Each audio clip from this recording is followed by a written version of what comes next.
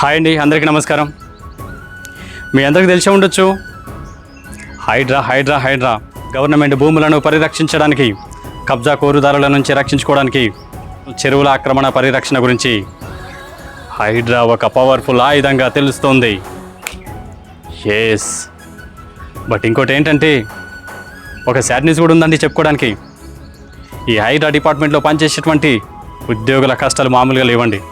But వాళ్ళు ఏం చెప్తున్నారంటే డిఆర్ఎఫ్ సమయంలో వాళ్ళ యొక్క జీతాలు 22,050 రూపాయలు, బట్ ఇప్పుడు ఇచ్చేటువంటి జీతాలు 17,404 రూపాయలేనండి. జీతాల్లో ఇంతగానో తరుగుదల ఉందని చెప్పేసి వాళ్ళ బాధలు, వాళ్ళ కష్టాలు ఎవరు చెప్పుకోలేకపోతున్నారండి. ఇంకోటి ఏంటంటే ఈ హైడ్రాలో పనిచేసేటటువంటి ఉద్యోగులు 5 సంవత్సరాల నుంచి రాత్రింబావులు ఎండెనక వానెనక రేయనక పగలనక ఎంతో కష్టపడుతూ వాళ్ళు చేసేటువంటి వృత్తికి కనీస గౌరవం లేదని చెప్పేసి వాళ్ళు వాపోతున్నారండి.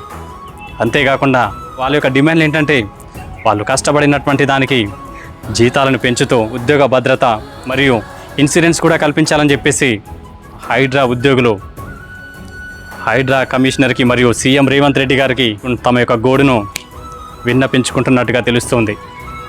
మరి ఎలాంటి న్యాయం జరగబోతుందో wait and see.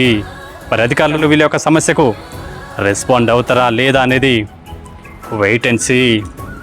YouTubers, audience, viewers, ఈ యొక్క ఇష్యూపై మీ యొక్క స్పందన ఏంటనేది కామెంట్ బాక్స్లో కామెంట్ చేస్తారని ఆశిస్తున్నాను.